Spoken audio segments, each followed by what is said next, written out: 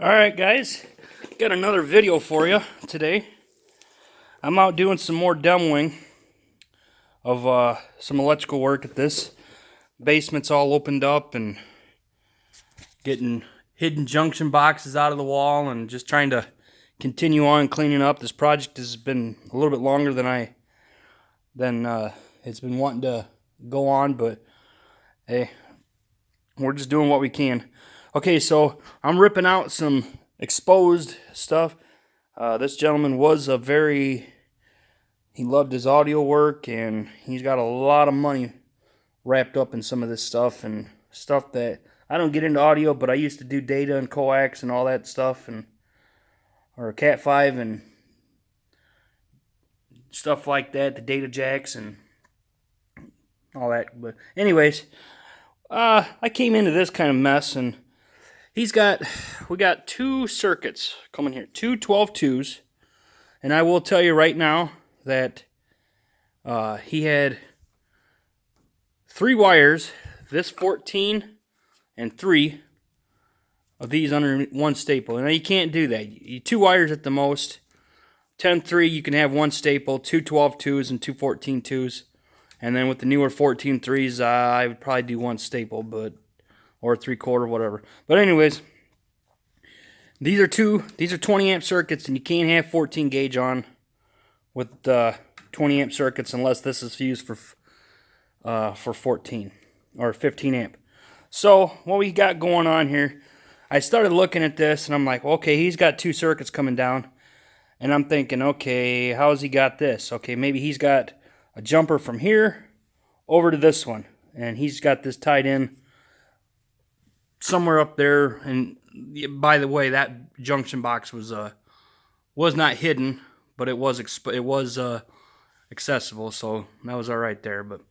And I don't like those plastic junction boxes. I think they're crap, just my opinion. But anyways, this guy right here, typical outlet.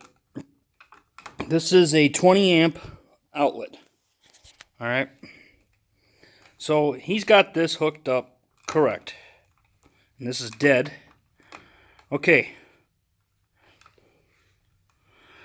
If I can focus in on this. I don't know why, but he had 2 circuits coming over here. And these outlets, you can break the tabs. There's 2 little tabs on each side, so you can separate your neutrals and your hots. And that's what he did. It almost looks like looks like he used some side cutters, because he didn't do a very good job of breaking that. But anyways, I'm thinking, what the hell do we got going on here? So I traced the wires back, and I'm thinking, okay, if he's got these on separate circuits, he's got 220 landing on that outlet. And I'm like, are you freaking kidding me?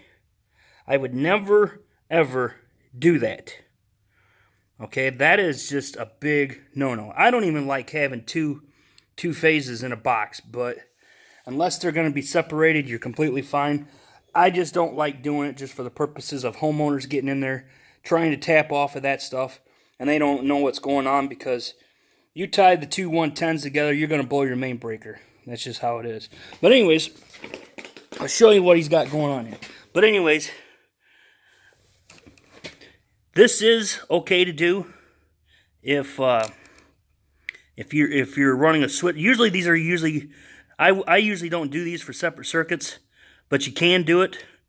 I don't like doing it because of the mixture of phases and the potential of having 220, unless you know what the hell you're doing. But I wouldn't put 220 on this. I don't know what the code says about breaking the tabs and having two different phases on there.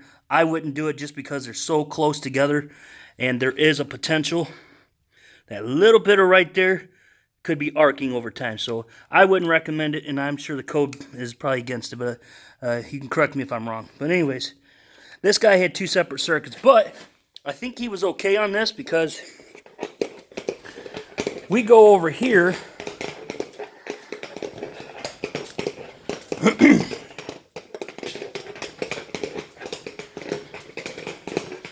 we go over here, and by the way, this panel is getting cleaned up. All these wires are going to be coming out. I'm going to redo them, redo the grounds. This service was updated a long time ago, but it is up to code as far as separations of your grounds.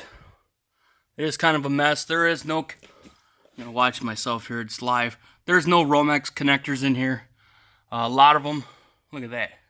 Woo! Oh wait, no, that's all right. But some of these don't have connectors. Junction boxes, they're going bye-bye. And this sub panel is going bye-bye. I got a new feeder that's going to be coming up in the same place that is to feed another main panel out in the garage. But right here, this breaker right here, this is what they call a tandem breaker, piggyback, whatever you want to call them.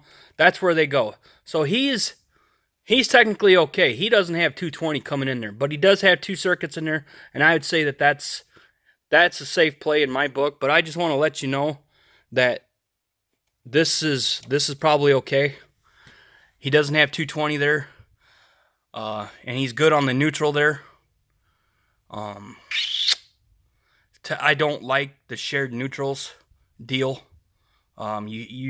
Some places do it, but they do have if you're wanting to pull circuits, they do have a 12-4. In other words, 4 current carrying conductors and a ground. So basically you have a pair of wires for each circuit, so you're completely good there. That's what I would have done in this case. It probably would have saved him 2 runs of run of wire. But I just wanted to share with you guys that breaking the tabs on the outlets, you got to be careful how you do that, and you're not running 2 phases in there, each leg. So each phase, A, B, this is a single phase home. So you got 120 on one, 120 on the other. And as close as those phases are on those tabs, that's why I don't recommend it, because if you short those out, you're not only going to blow that breaker, but there's a potential of blowing the main breaker out on the side on the disconnect. But anyways, guys, thanks for that, and that's my electrical tip for today.